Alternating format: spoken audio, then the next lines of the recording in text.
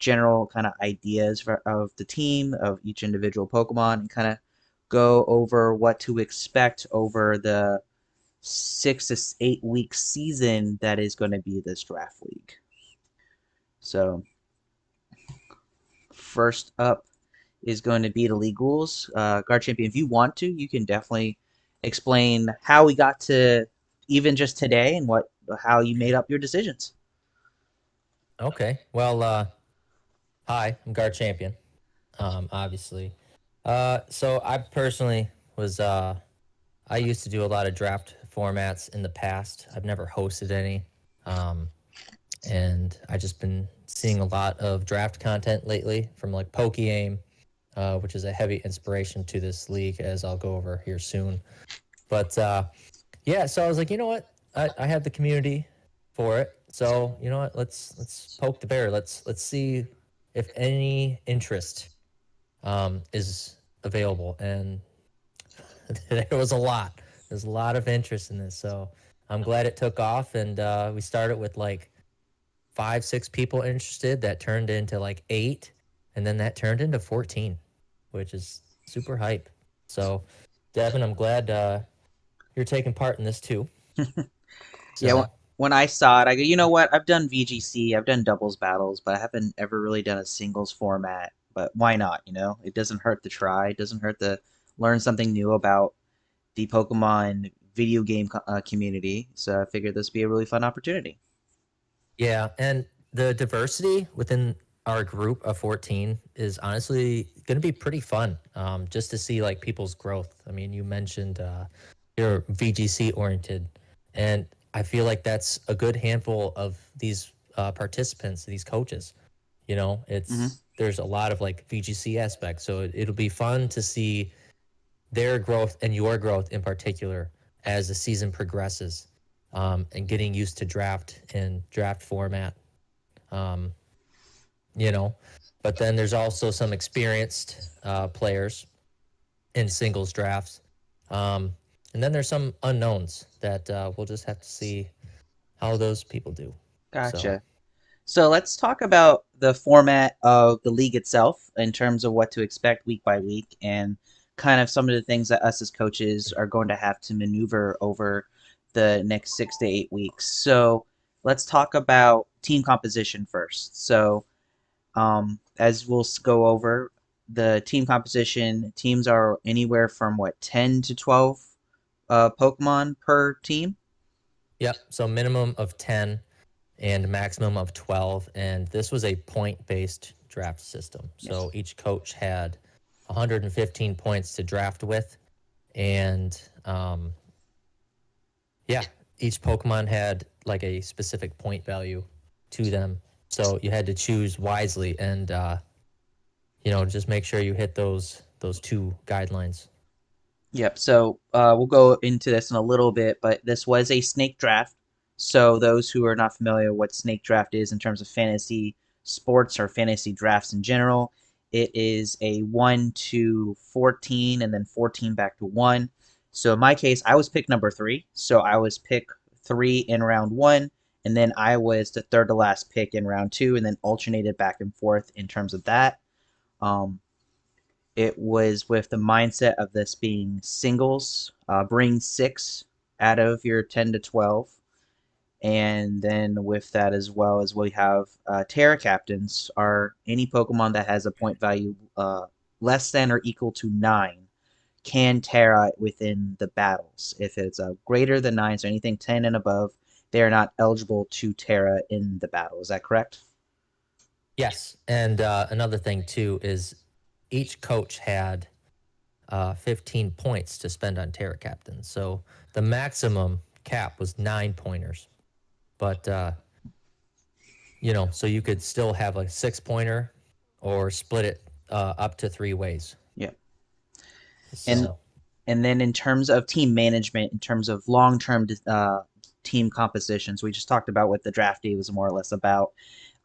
So team management, every team can have up to 4 free agent pickups on the waiver up to week 5 of the season. And they yep, can also conduct 4 in-season trades up to week 5. So week 5 is kind of the trade and waiver deadline yep, for the Yep. league. All these decisions have to be made between when all the respective captains have finished their week to Monday, or basically Monday at 11:59 p.m. So there is Yeah. about a 36-hour window on average that we can make roster management decisions up for the upcoming week. Um, in terms of battle effects and battle rules, like we talked about, is 6v6 singles with a 1 hour timer on the battles. And normal Smogon battle clauses are into effect. So, Garchampion, what does that really mean when we talk about Smogon battle clauses? So, what are we looking at in terms of what a viewer is going to be expecting that we have to respect as captains and coaches in terms of our team comp and even battle comp? Yep. So in my opinion, I think Smogon does their best to create a kind of like RNG, like they try to get RNG out of the picture, and they try to make things like just cut and dry, cut and paste. And so like sleep clause, you can't put every Pokemon on your opponent's team to sleep. They have that limit to one. And then they have evasion clause. Nobody likes to deal with evasion, so I'm all for this. So like you can't sit there and minimize with your blissies and so on. So like any evasion moves and abilities are therefore banned um, in that. So they just try to create that just a standard environment with Gotcha. their play styles. So, So along with the sleep clause and evasion clause, there's also a confusion clause. So, I've never battled in a league that has banned intentional confusion moves. Is there a reason for that overall? well, yes, and this is actually pretty big with the release of Scarlet and Violet because of Mirror Herb. Pokemon will carry a Mirror Herb and then swagger an opponent. Grafai is a great Pokemon for this because Grafai gets unburdened. And so um, the Grafai will hold the Mirror Herb. It will swagger your opponent, which therefore raises their attack 2 stages. The Mirror Herb kicks in. You get +2 attack and double your speed. But what makes confusion so bad is that it bases damage off of your attack, and swagger basically doubles your attack. Mm-hmm. So you're just creating that just unhealthy environment. Um, Gotcha. and And so even though like flatter, it's the same concept, but they're not just going to ban one and not the other. They're just going to ban both. gotcha. And then the last question in terms of team comp and all that stuff before we go into the team I drafted is items. So I saw that obviously for us there is no banned items. Is there an item clause for battles? So you can't bring 6 life orbs or anything like that, or is that more open? No, it's all open. I mean, if you want to bring 6 Pokemon with Focus Sash, go for it. But at that point, it's honestly just a waste. Mm-hmm. Because somebody gets up Stealth Rock and then you're toast. Yep. And so this whole league, like all the rules, foundations for everything, was based off of the Shuckle Premier League, which is something that Lord MV, Pokeaim, and somebody else runs and manages. And so I just basically copied and pasted their sheet because they posted it, Mm-hmm. and I made my own modifications, and they had like Focus Band and Quick Claw, those kind of items banned. But it's just like, personally, I like to use those. So, Mm-hmm. me being chairman, I can do what I want. But Absolutely. if you want to waste your move slot, your not move slot, your item choice on something that prompts 10% of the time, go for it. You know what I mean? Most times it's not going to happen. I would say you made a video on that, so I'll take your word on that. Yeah. And plus uh, it adds another level of like just spice to it. There's just like a quick claw prompting when, you know, you're not expecting it to. yeah. But that it also kind of plays into like the whole unhealthiness that environment that Smogon's trying to create. So that's why they don't like those. Mm-hmm. But it's not actually banned on Smogon. They just banned it for Draft League. Their Draft Gotcha. League because they don't like to deal with that. Nope, understandable. So, last thing before we go into team comp. So, all these battles will be taking place in Scarlet and Violet, and I'm assuming from the rule set, is that we are not going to be taking into consideration any Pokemon that will be released on the launch of Indigo Disc at the very moment. We're just going to kind of ignore those moves and those Pokemon. Yeah, the moves are. I mean, we can't redraft Pokemon that come Hmm. in, um, like after the fact. But moves are going to be uh, a big thing because, and I'll explain this here in a second. But like a move can literally make or break a Pokemon. Yeah. Um, and it's shown just all throughout history. If you watch like False Swipe Gaming, like they do like history of each Pokemon, and Yep. a lot of Pokemon just evolve drastically, which is a simple move. Knockoff, for example. Hmm. Roaring Moon getting knockoff with this current DLC. Made it an uber Pokemon. They literally banned it almost immediately. That it made that Pokemon just amazing. I mean, it already was, but it just over the top. Yeah. People just couldn't handle it. So, So, yeah, there's like and so yeah, I would say there's like 20 new TMs being introduced in the Indigo Disc DLC, and one of them is expanding force, for example. So it is yeah, a lot of game or a lot of meta changing moves, and obviously it's yeah. easy to not include the Pokemon, but it's going to be one of those things. I know you're probably going to address it before week 1 of how we are going to be allowed to modify our move sets accordingly because we've drafted based on the information of Teal Mask, but not with Indigo Yes. Disc in mind.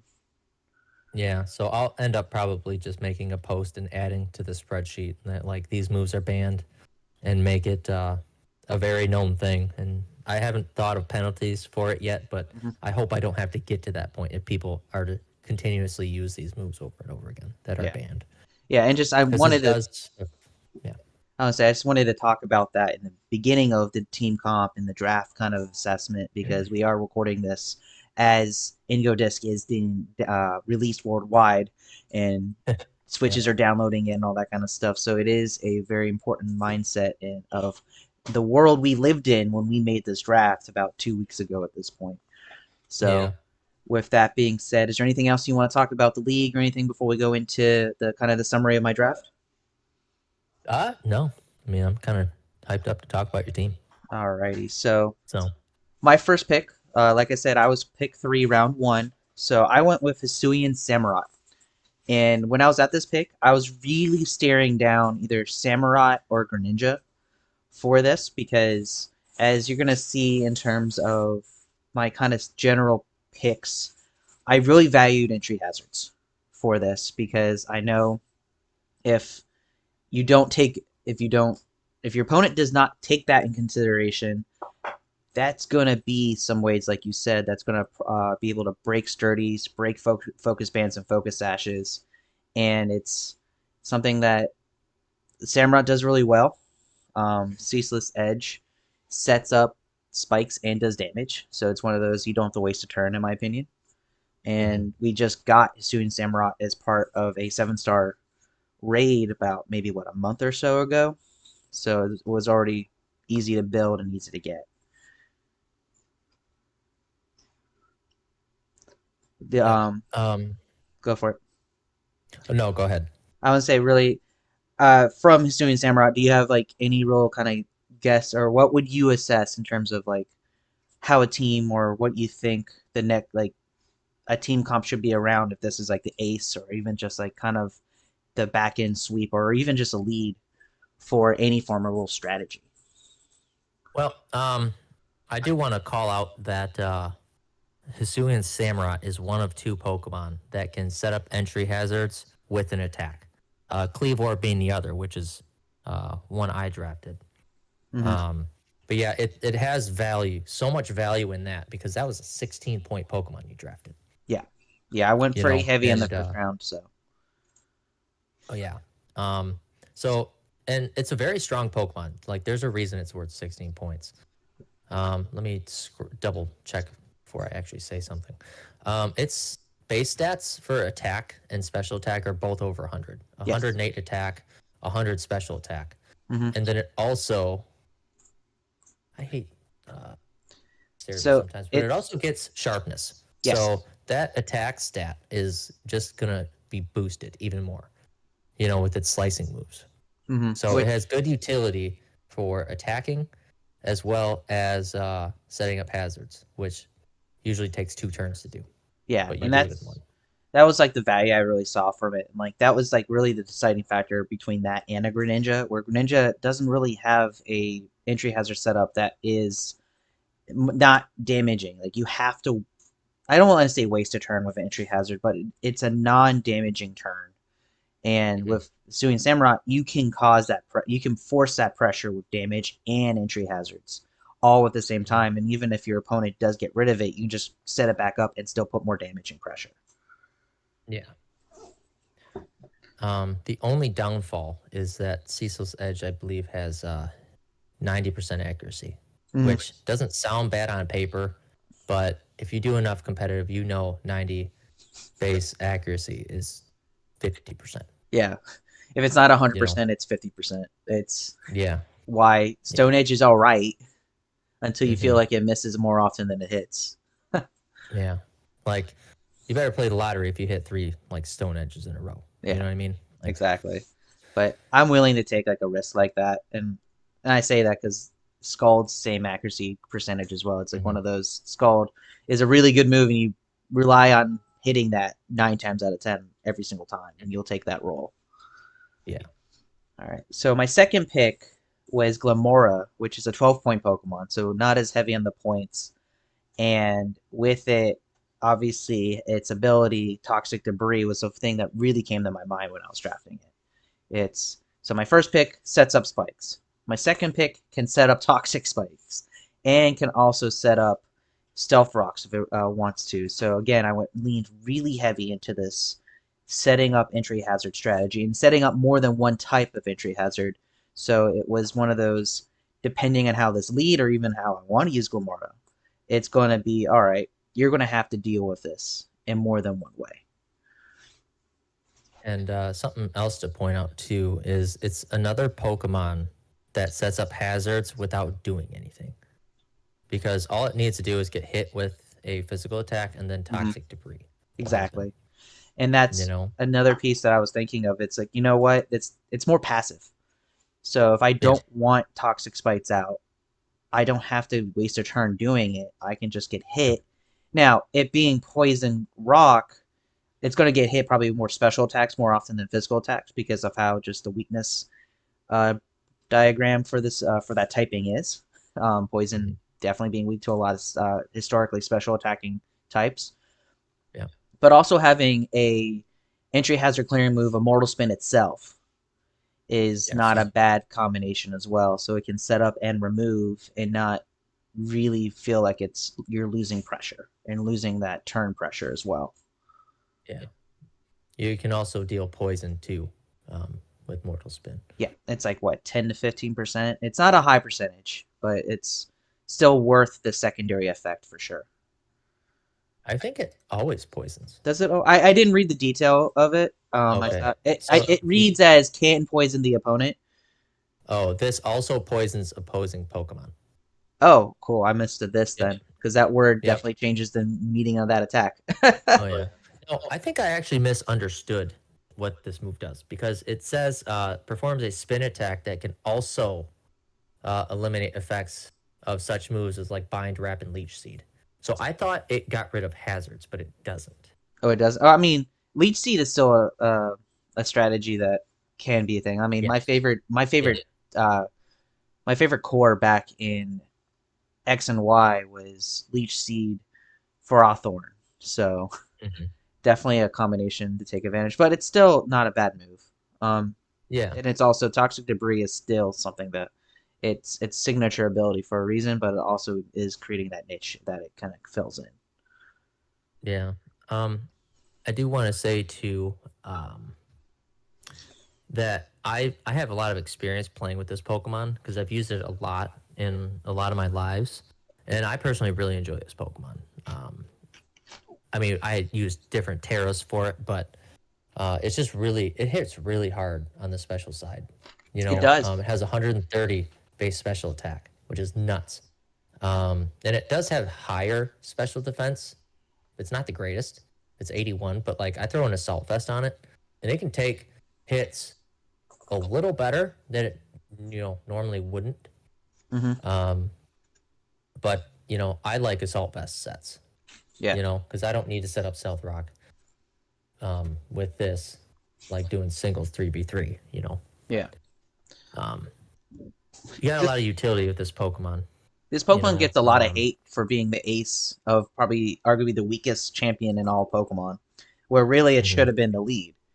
If it was just put in a different spot on the team, that battle in the game would have been significantly harder. Oh yeah, So yeah, it gets a bad rap just because of how a lot of people's first impressions of this Pokemon was in that battle. yeah. All right. I do want to call out too Mhm, um, that this Pokemon, like, it's this isn't like a fodder Pokemon in my opinion, but it mhm. gets moves that almost makes it. So like you have access to like explosion and memento. Yeah, So it can. like It's I don't necessarily agree with explosion, but memento could be a really good option for you, given um, a couple of your Pokemon that we'll talk about later. Give mhm. them access to set up. So that's another tech to think about. It is You definitely a know. momentum Pokemon. Like it can help Yes. swing the momentum to however you want it to be. It's a lot of pivoting options and a lot of roles it can definitely play. Yep. So my third pick was a Alolan Muck. So it's 10 points, so it wasn't like a big heavy point Pokemon, but I love Alolan Muck because of its just natural bulk. Especially and mostly its special defensive bulk. But it's always been a Pokemon that has felt it punches above its class. With This thing's a monster. it, Absolute monster. it is, and that's it doesn't seem so strong on paper, but it really can stall or even just make your opponent think of different things because it can get stab knockoff, it can absorb toxic spikes, it can cause poison with its ability Poison Touch. I don't think Gluttony or Power Alchemy really matter. Power Alchemy does not work in singles, but Yeah. Gluttony, it's one of those. I don't know if that's really a useful ability, but that Poison Touch with the ability of any contact moves causing poison and then just stacking that with Poison Jab and some other poison moves it has naturally can put that Mhm. poison pressure on without relying on entry hazards. Now, gluttony, not to go back into history of Mm-hmm. like this Pokemon, but this Pokemon was a signature staple in competitive in Sun and Moon when it released Mm-hmm. because gluttony was the main ability you would use because those pinch berries would heal half your health Yeah, they and they got got nerfed nerfed to a now, quarter. so So gluttony is still a useful ability, but poison, it really just depends on what you do. But like poison touch gets more value now than gluttony, in my yeah, opinion. yep. And the first thing I saw, obviously to me, it's super bulky. It can help absorb toxic spikes. A Mhm. stab knockoff is nothing. We talked about Roaring Moon getting stab knockoff, alone mucking it. It's not in the class of Roaring Moon, but it is still a very strong physical stab item removing move that can definitely change how a one on one gets done for sure. Mhm. Yep. I just noticed you have another Pokemon with Memento. So two of three. Two or three Pokemon have I wasn't even Memento. thinking of Memento when I was drafting. I was really just trying to think generally at this point. Like, so we've gone to three Pokemon so far. Um, More on the bulkier side, surprisingly enough. More that it isn't super offensively oriented, but there is some offense to it.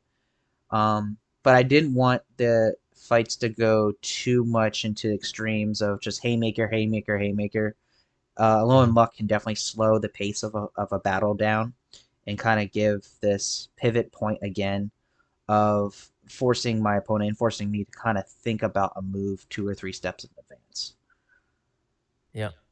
I think this is actually a very. I'm just looking through move sets. Mm-hmm. Well, they're not move sets, but like moves that this The move Pokemon pool, can yeah, learn. It has a really great move pool. it does. I've seen uh stalling sets with like curse and all that, and Mm-hmm. acid spray is like so annoying if you can't do anything to it. acid spray lowers by 2, special defense by 2, and you keep doing it, and just keeps doing more and more, and eventually kills them. Yep, it But just exponentially grows in damage. yeah, so like if you have a stall set. But one thing I wanted to mention too is Haze. This is a very bulky Pokemon, Hmm. and it's an anti-setup um, if you really need it, you know? Yep. No, that's what I was thinking when I was drafting it. Like I said, more of the defensive Pokemon that can put offensive pressure. It can Hmm. definitely cause Pokemon that rely on their held item to drastically change its set and kind of Yeah, change its kind of the play by play on that.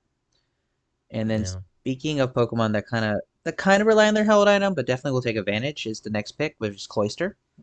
Um, when I saw Cloyster, obviously the first thing you think of is its natural defensive bulk, one of the highest defenses in the game.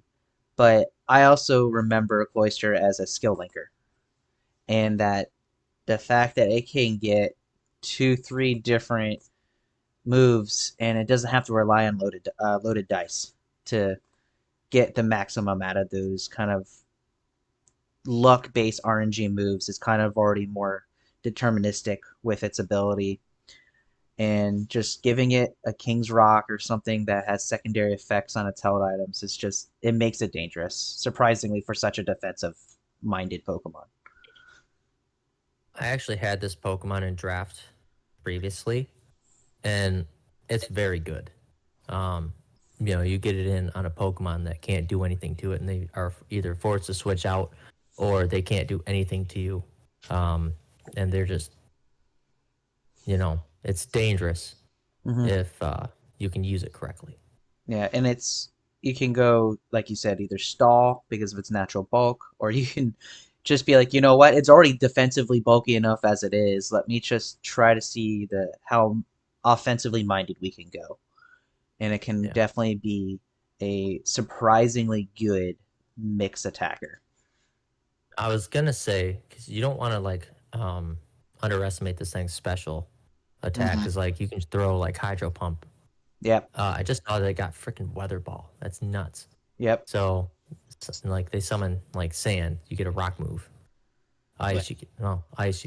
Snow, you get the snow move I already. mean, it gets stab, and then that turns into a stab weather ball because it's ice Yeah, water. So yeah, if it's raining, then you get stab, water, weather yeah, ball, and when weather ball's water, it's already a higher base power compared to the other types. So it can definitely yeah. take advantage of whether it gets set up. That's Oh the yeah. one thing that I think this my overall team doesn't have the biggest pool on is weather setting, but it doesn't get really hampered by any of the weather that can be set up by an opponent. It can definitely kind of play around the opposing team's weather strategies if I have to. Yeah. And then Yep. next up, go ahead before we if we need a Oh, no, it's fine. okay. And then my next pick after that was Fortress.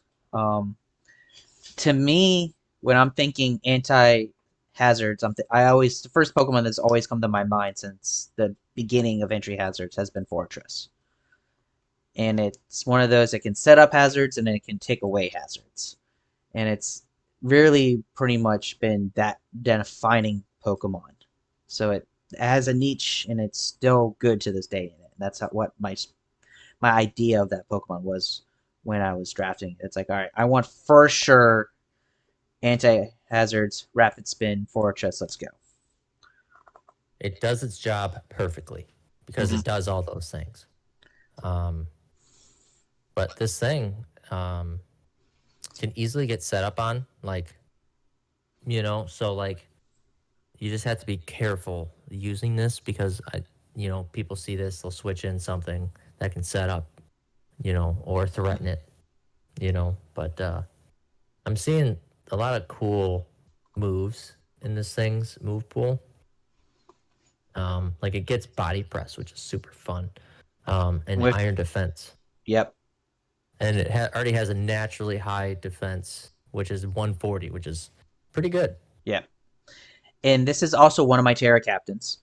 So this Pokemon can Terra because obviously with it being so infamous on its kind of its offensive role, it's also infamous for having a 4 times weakness to fire. And the Terra types that I've declared for this Pokemon is Bug Fighting Ghost. So I can play with any one of those 3 Terras into a fight if I want to bring this Pokemon into a fight. And we actually didn't touch on this, but the Terra captains, it was mandatory that you pick one of their stabs. So if it's a monotype, you're obviously kind of stuck to one type. But if it's a dual type, you have to pick one of the 2 types, and Mm-hmm. then you get 2 additional types of anything you want other than your secondary type. Yeah, so that's why I had to pick either Bug or Steel, and I went Bug for that's its primary typing, and then pick the Fighting Ghost, which I felt out of the options, it worked better for my team comp. Obviously, when I was looking at it, I'm like, oh, water's a possibility, because then if Mhm. someone tries flamethrow into Fortress, think they're going to just KO it, I can just turn into a water type and flip that on its head. But I don't think that's really necessary for the role it fills. It doesn't have to stay alive for Ghost, long. yeah, Ghost is good because it's anti-spin Yep. on a Pokemon that sets up hazards. Mm-hmm. So it's a defensive Terra type for sure. Yep. Grants you 2 immunities. Oh yeah, and the fighting helps cover some other pieces too. But it's Mhm. one of those I. So at the moment of the recording, I have started team building. I have started team comp, but it's one of those situations where by the time week 1 hits, I'm probably going to have 2 to 3 variants of every single one of these Pokemon we're talking about today. And those Yeah. variants will probably grow throughout the season when I have more time to make team comps and really react to the matchup week by week. Yeah. All right, I do want to point out one thing that I find hilarious. sure. If you're in a pinch and like you're in a 2v1 situation, you still have your Terra, you can Terra Ghost and curse. And it takes I 25% of your forget that opponent's it has health every options to turn. curse. Like Terra Ghost curse. You take half your health, but then they take 25% each turn. I Hmm. believe it's 25%. Yeah, Gotta check. it's 25. It it it isn't 1/16 or 1/8. It's 25. Yeah, it's a And I curse just on a ghost type is fairly dangerous. yeah, but I find that very funny. Um, because I'm literally just looking through move pools, like things that like anybody can look at. Hmm. But I'd find that very funny. All right, and then after that, I ended up picking Slowking. This is pick 6 overall, and I was honestly really surprised Slowking was still on the board at this point. I'm I've used Slowking in my Psychic team for a better part of almost 3 months now, and it's such a good Pokemon in terms of all of its potential abilities, its defensive bulkiness, its surprisingly good special attack, and with its new kind of role in Scarlet and Violet fights, doubles and singles with Chili Reception, it was like, okay, I can now bring Snow into the mix. I can do a pivot move, switch out, and it has potential regenerator. So if it takes any damage, I recover 30% of that. And it's like at round 6, it's like, why did no one else see this? I was really, really surprised, so I scooped it up as soon as I could. Yeah. Which is pairs nicely with your Cloyster because then you can give Cloyster the defense boost with the snow. Mm-hmm. So, I mean, it already has a monstrous defense stat, but you know, Yeah, but helping, like, just in general, just helping it out doesn't hurt. yeah, And just it also has slack off, so if I can't pivot or I don't have the opportunity to pivot, I can just take a turn to recover in the middle of yeah, the fight and rely yeah, on any status conditions that has been put up. If because obviously with some of the Pokemon we talked about, status conditions in terms of poison is definitely a synergistic piece that I would like to be able to pull off and be able to maneuver with for a fight. So if I can just slack off and just watch poison damage get ticked on, that's a 2 for 1 hmm, in terms of return right there. yeah. Just Regenerator in general is like a really good ability for this Mm-hmm. too. It's like honestly like one of the top abilities ever created, Yep. next to Intimidate. You know, So the fact that you have a special wall that can regenerate, you get like a slow chili reception set up like snow and stuff. It's very valuable. Hmm. Um, Also, too, it's one of the few Pokemon that gets Scald, Yeah, which is a very useful move because this thing being a special defense based wall, getting that physical burn only makes this thing even bulkier, and yep. as well as like the rest of your team too. And it also can get set up access to a couple other moves that can cause other kind of status afflictions. It can get T Wave, Yep. which just it's already slow, but slowing it down something else and then switching out to set up a partner is always really really strong. Hmm. And then obviously it gets Stab Future Sight, which is definitely a you Future Sight, you chilly reception, and then kind of see what happens. A combination that could be definitely be seen. Yeah. All right. Next is my second Terra Captain that I declared post draft, which is Overquill. Um, I kind of wasn't sure what to do at this pick, but I knew around this time of the draft I had to start picking cheaper Mons because I've hit a lot of higher value Mons already. We're talking the Suian Samurott, that Slow King was high value, the Glamora was above a 10. So I wanted to try to be a little more budget friendly with these picks, but also still get value of some form of synergy in terms of roles that it can fill within a battle. And I saw the Overquill, and the first thing I was thinking of when I was drafting it in the moment was its potential to set up any hazards it needed to itself, but also the fact that it can take advantage of a poison has been already set up. It doesn't have to set up poison on its own. It can definitely take advantage of it. And having honestly three really good abilities is nothing to scoff at. You don't know how this Pokemon's going to be brought to you when you see it because it can go so many different directions with its ability and moveset combinations. This thing is like definition of like getting the most bang for your buck. I don't know the point value of this, but I know it is lower. It was But this eight. thing is amazing. It was 8 points. This thing to me is worth at least 12. Intimidate is super valuable on its own. You have anti like rain, or you can also use rain to your advantage with Swift Swim. Hmm. Poison Point, I think it's the worst of the three. It definitely But is this the worst of thing, the three, but Poison Point still is not bad because if it does get hit with a physical attack, it can still cause a secondary status element just because it's a very defensive ability. But it's definitely like you said, it's 3 out of 3. But if this is my Pokemon's third ability, I would be very happy with it compared to some other Pokemon's third abilities that are in the game.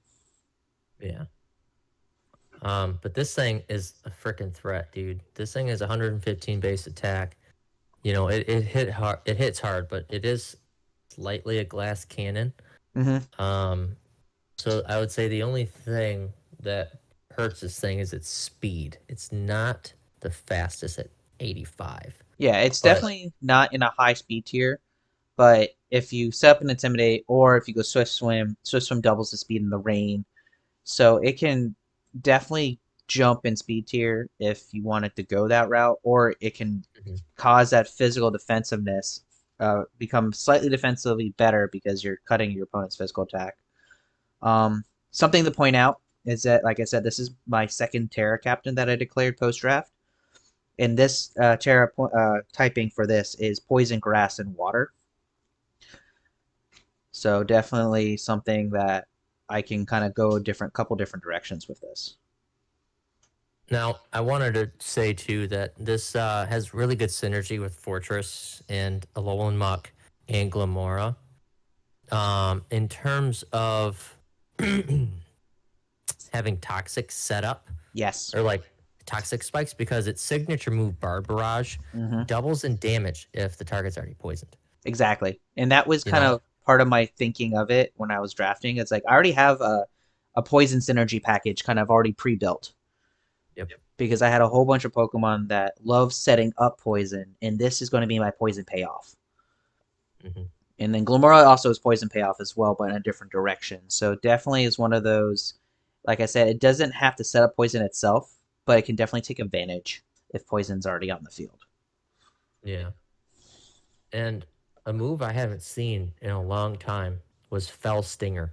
And this thing actually got a buff because it used to be 30 base power Mm-hmm. bug move that boosts your attack by 3 stages if you get a kill with it. Yep. I doubt anybody's even going to expect that. So like you can easily get like some very good um like offensive power with this thing because I I've used this thing in showdown like random battles and Mm-hmm. stuff, and I had a choice band set with Intimidate. This thing just freaking destroyed this person's team. It was insane, and all it was a choice band, and I was like, so if I can only imagine a +3, Yep. you know, This definitely brings a lot of versatility. Like when I was talking about, like by the time week one hits, I'm gonna have 2 to 3 variants of every Pokemon. Like this Pokemon, I probably can build 5 to 6, yeah, and I can go so many different directions with so many different move sets and so many EV spreads, and the abilities alone give me so many different opportunities. Like it's gonna be one of those. I might be paralyzed with options if I do want to bring it because I won't know which one's gonna be the best version of itself. yeah, The next yeah. pick after that was gonna be Umbreon. Again, I was trying to be a little cheaper on the picks. I wanted to kind of manage my budget a little bit more. And Umbreon at 9 points to me is a very, very good value. I love Umbreon. Some of my best experiences in VGC goes with slower, tankier sets. And Umbreon has always been one of those Pokemon that is the definition of just bulky and annoying. With Synchronize as kind of the ability that everyone knows it for, and for good reason.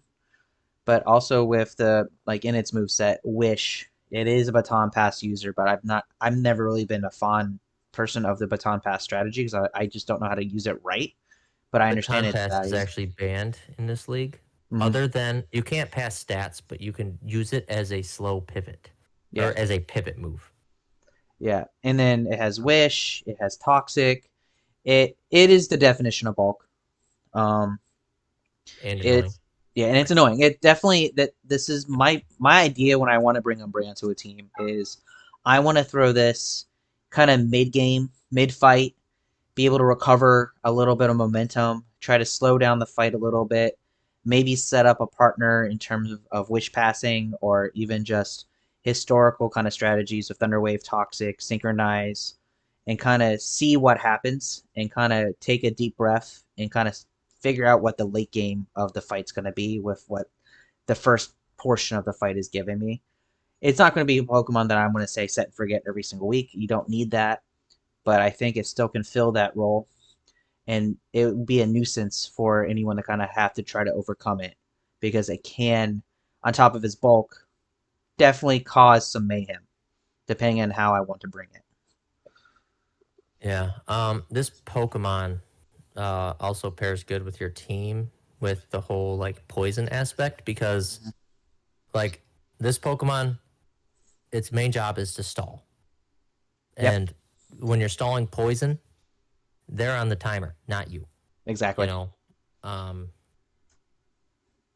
and yeah, it also gets access to toxic. So even if you don't have that, you can stall them a toxic wish. Um, you know. So it's really good at disrupting. Hmm. It is, So and I played with this in doubles for years, and it's one of those. I always brought it when I wanted to be more defensive oriented and play mhm. more of a longer fight. Um, I'm sure you kind of picked up on like the theme of a lot of my Pokemon is I don't like the hyper offensive haymaker fights. I don't think that I've never really played a game or played a fight that really it takes advantage of that in VGC or even with TCG when I did trading cards. It's one of those I play much of a slower, more intentional, longer fight because to me this is a 1 hour timer is a very long time to be on your game. And in doubles and singles, one or two misclicks or one or two wrong predictions can completely overtake the momentum in the general direction of a fight. And the more stall you are, or the more intentional you are with it, the more likely you're gonna force your opponent to make a bad decision. And all you have to do is make one or two, force them to do one or two of those, and you be able to completely overtake the momentum and the shift of that fight. Mhm. All right. So after the Umbreon fight or Umbreon pick, I had a lot of points to kind of play with the last 4 to 5 picks here. Or actually, was it 3 picks? The last 3 picks. So I decided to go super offensive oriented, like, even though I just said I don't really like haymakers, but you do need sweepers. And I went with Dragonite here.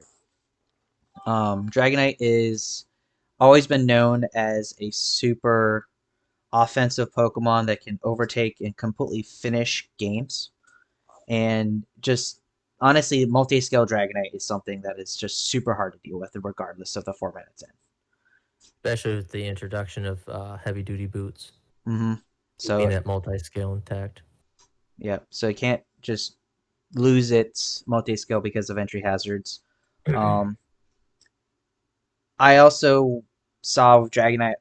One, the fact that Dragonite was on the board in the 8th round was crazy to me, because almost everything else in its point neighborhood was drafted at that point except for Dragonite. And I think part of that is because it can't Terra, so it can't have the infamous Terra normal extreme speed kind of threat that it's known for. But without the Terra, it's still a 600 base stat Pokemon. It's a pseudo legendary. It can still pack punch without that boost. And its moveset is fairly versatile. Um, it can definitely do a lot of coverage with the elemental punches. It can do some recovery with Roost. And then obviously we talked about the extreme speed. So if it has to have a priority move, it has the priority move. So it can definitely clean up something to kind of get a free turn out of it if it needs to.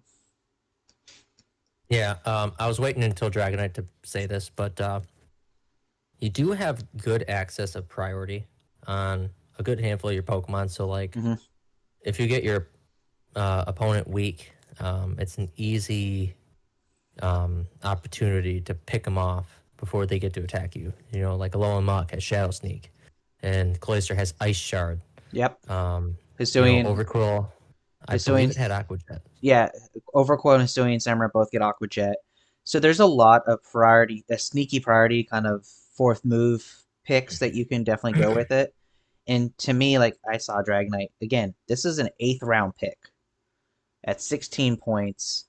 Not a lot of people had this, like, had a point value like I did toward the end of the draft.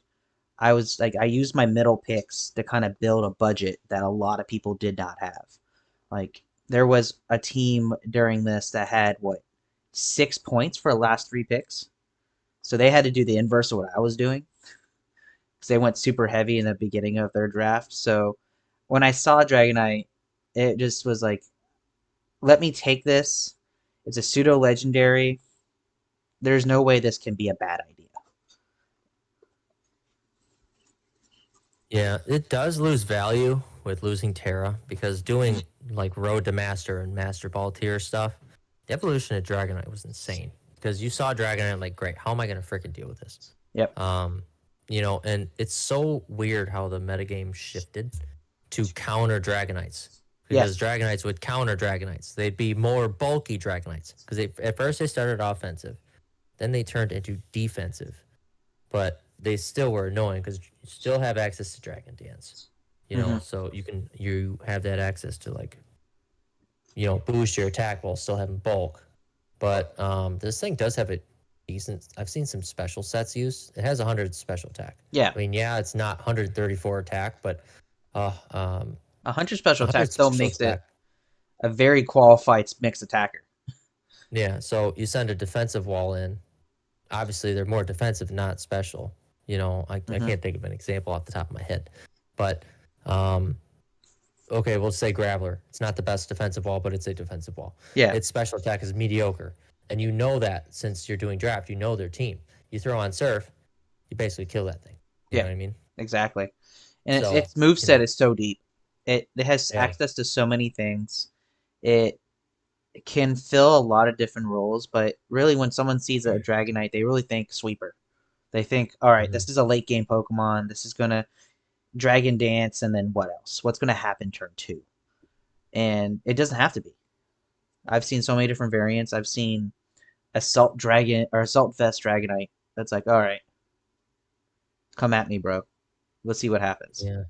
So there's so many Uh, that's an interesting kind of one. I was shocked it was still available, but like we talked about, it lost a lot of value not being able to Terra.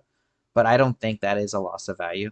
When a Pokemon has 600 base stat, it doesn't really need Terra all the time. I do want to call out too. This thing can actually be a defensive Pokemon too. Mm-hmm. Um, and with your type of team revolving around hazards, it's access to Dragon Tail, Roost.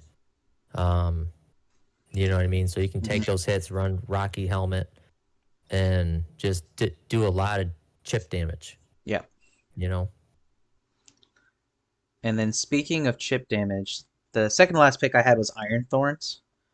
Um, Toward the tail end of the draft, I had a whole bunch of points that I could play with, and what I did is I just pulled up the spreadsheet and went, what can I do with 12 points? And we'll talk about what I did with some of those points after this pick because of the story of the draft. But I was sitting there, I'm like, Iron Thorns. I don't have a Paradox Pokemon, and this is something that doesn't seem bad. It has a lot of versatility. It definitely feels like Tyranitar at home, but it has something where you don't feel bad with it.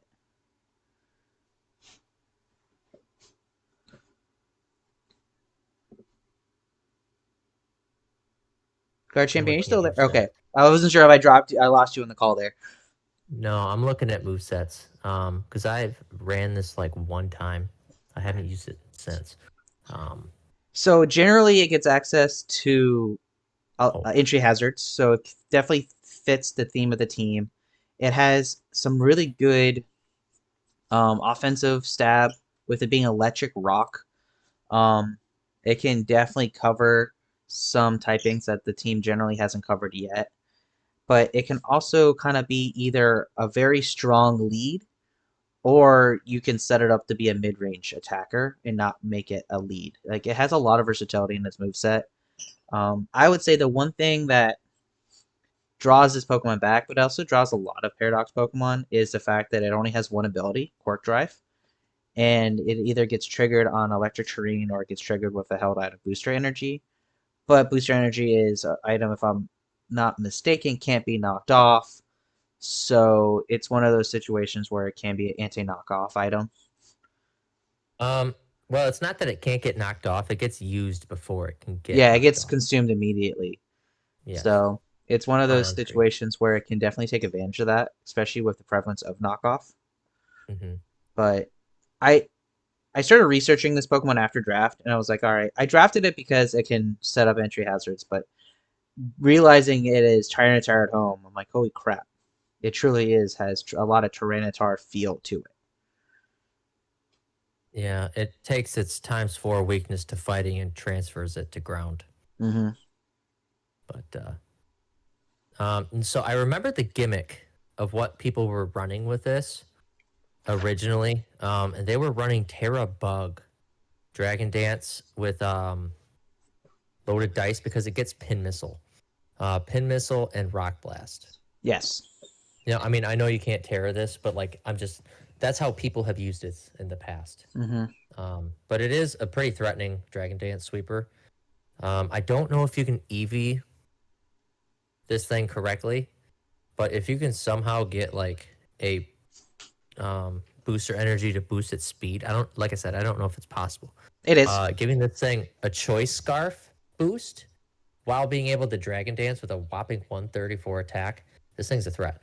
Or just even having that doubled speed and just being a threat, you know? Mm-hmm. No, there's some stuff I've already kind of looked into it. The speed stat is actually a very sneaky stat on this Pokemon, believe it or not, with some of the breakdowns I've generally done. Like I said, I haven't done a lot of research on all of them yet, but I've Yeah. been noticing that speed tier manipulation for sure on it. Yeah. And it's not likely that you would use this move, but it does have momentum moves like Volt Switch. Mm-hmm. So if you know that they're threatened by like ×4 electric move and they're going to want to switch out, then you have Volt Switch. Yep. And there's a You know? couple Pokemon here. Like, I know, like when I was kind of building, I'm like, does it have access to a pivot move? Can I do a U-turn? Can I do a flip turn? Can I do a Volt Switch to still put some pressure on, but get out of dodge if I need to, and kind of fight and to fight it in the later in there. And there's a good bit of Pokemon where I don't have to waste a turn switching. I can do that with a move and still kind of set myself up for what I want. Mm-hmm. And then the last pick I had, so at this point, I had 2 points left over out of my 115, but I knew I was using one of these points, and there's a story behind this, and I'll kind of tell it a little bit before we get into it. Was so we drafted this on the day of the college football playoff announcement for the college football national championship setup. So the four top teams, and in the league, there's a lot of us that are sports heavy. We talked about that a lot, and I was so confident that a 13-0 undefeated Florida State ACC champion was going to make the Final Four that I said, if they don't, I will draft Sunkern, which has the lowest base stat total in the entire game of Scarlet and Violet at time of release. And it they obviously didn't, for those who follow college football. So I ended up drafting Sunkern with my last pick. I had 2 points, so I have a point to spare when I make free agent decisions going into the season.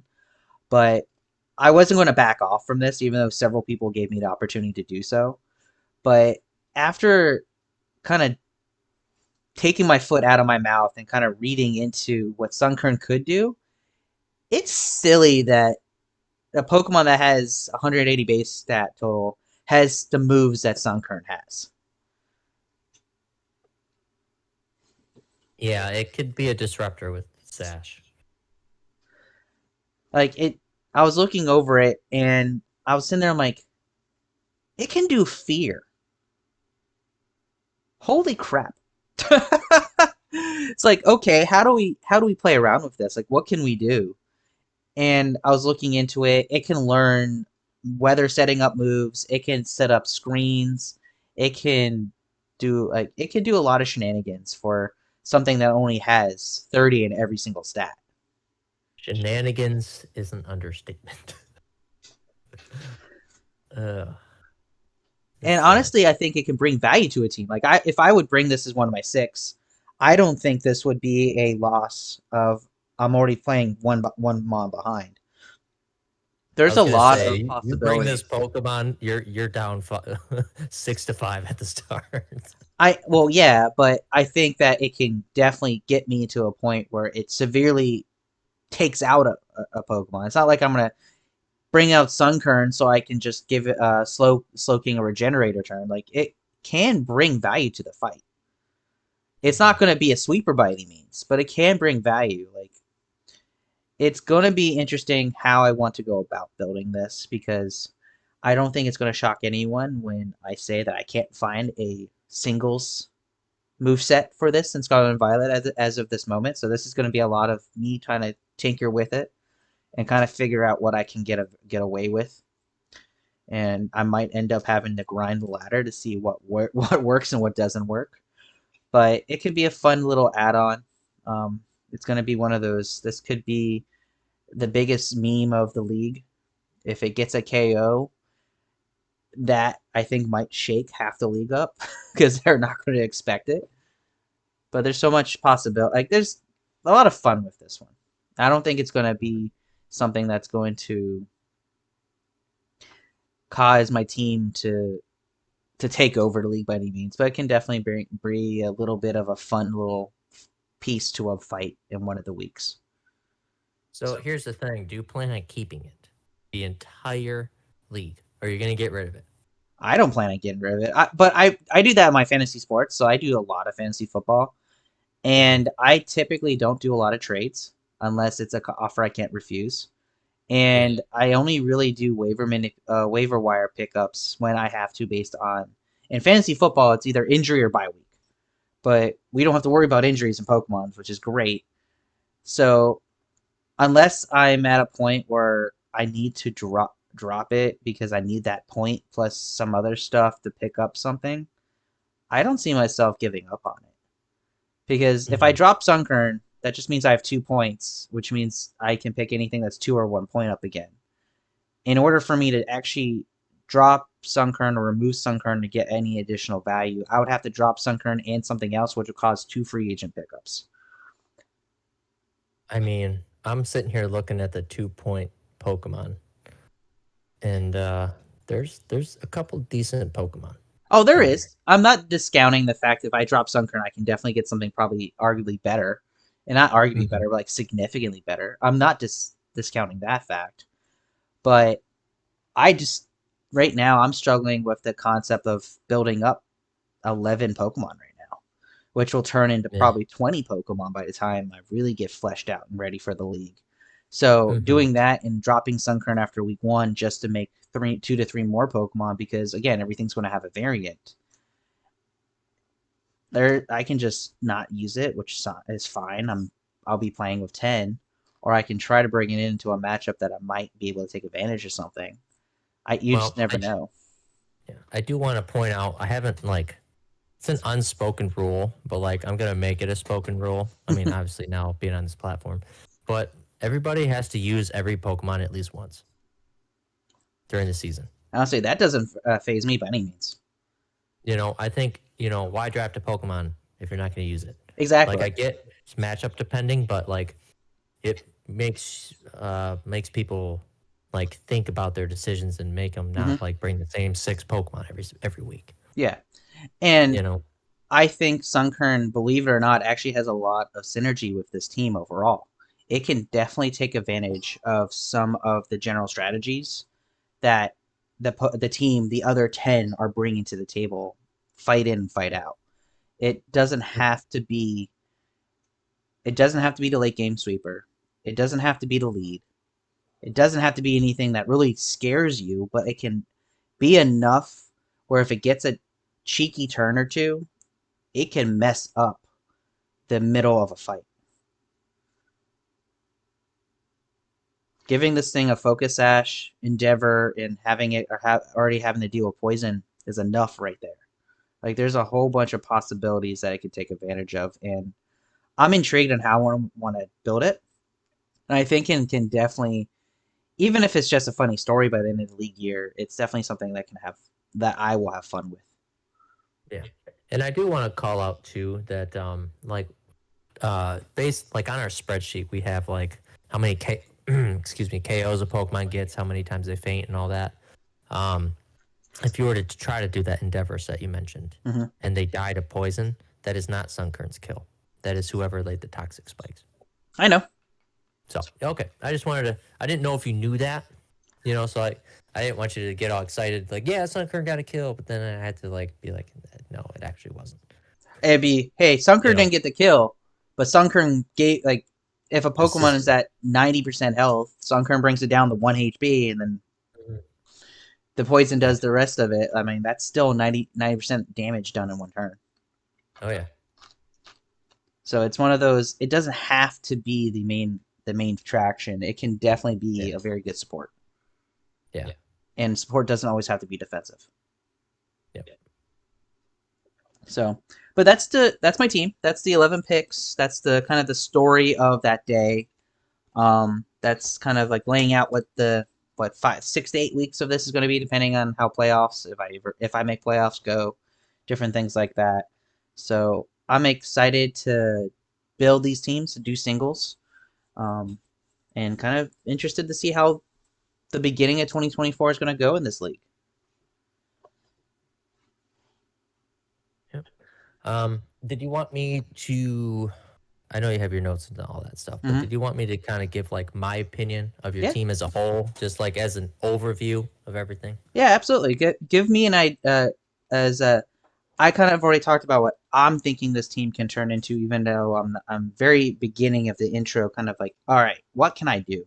So you from 1,000 feet away, you're not on my draft board. You're not in my draft room.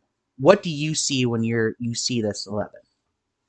All right. So, being someone who's actually not going to battle you, for reasons that like we've discussed in the stuff. So basically, we both are recording.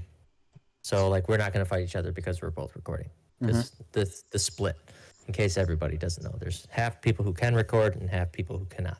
And to get the most um, viewable battle content, we're going to have people with recording versing people who can't. That way, the YouTube channel can have videos every week. But all that aside, I knew your goal prior. Like I knew what you're trying to accomplish. I didn't know the Pokemon, but I think in terms of your goal, I think you did really well on getting those hazard setters. Your first two picks were the best, with Samurott and Glamora, both just setting up hazards effortlessly. I think a good pick was Fortress as well to remove. Now, I do think that is your only remover. Oh no, Cloyster is. Cloyster does get Rapid Spin. So there's that to think about too, with the Sunkern strat. But yeah, I think you did good at your goal. I do like the bulk to it. I think Dragonite was actually a great pick for you because one of my biggest things, like when I was looking at your team, is that you seem to have an overlapping ground weakness with some of Yeah. these. Mm-hmm. I have And so Dragonite four gives you that Pokemon. immunity. Four Pokemon weak to ground. Yeah. So I do think it was a good pick. So, and then also you have, hold on, Fortress is neutral. You don't have any that resist other than Sunkern. But yeah, so that was like my biggest thing is like okay, you are a little weak to ground, but like doesn't make or break your team. It's just kind of how you pilot it. Um, yeah, I think for your first draft, I think this was great. I don't think anybody's draft team was honestly bad. Again, like it really just depends on the coach and how the coach pilots the team. And I'm just excited to see how you run this squad. Yep. And then with that, kind of going in now into the details leading up until the season. So matchups start the first week of January, and then we will know the schedule the week of Christmas, so in about a week or so's time, maybe about 10 days or so from now.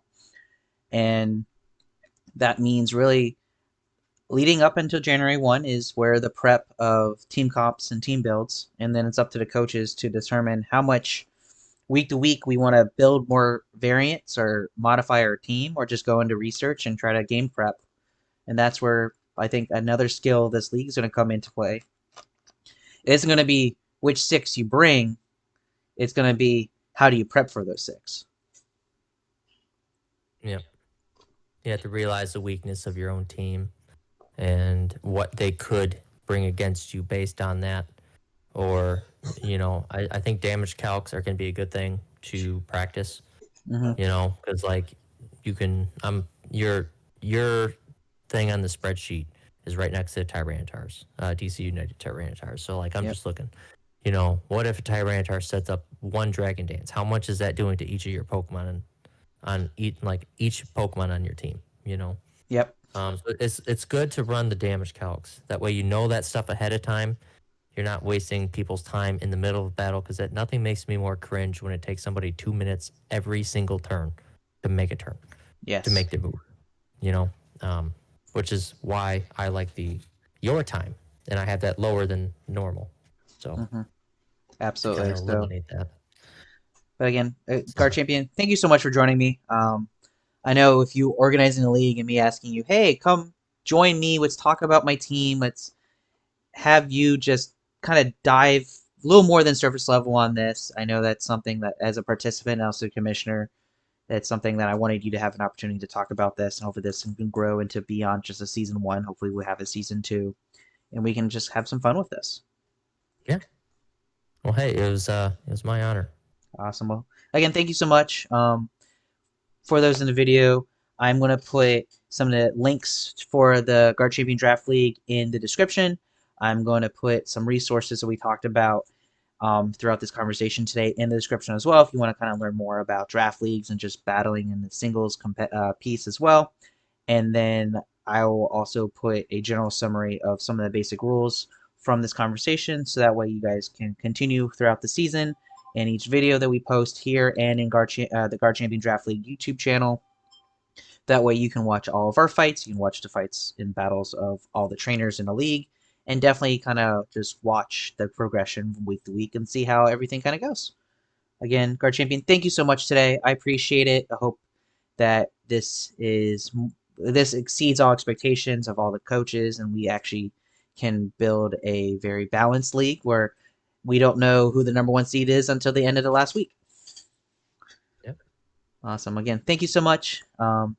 For those again wanting to subscribe, link is going to be in the in the description of this video, and I hope that you visit all the other content creators in the league and give them the love and respect that they deserve. A lot of people put a lot of time into this, and I'm excited for this. So again, thank you so much, Garrchampion, and I look forward for the rest of this league.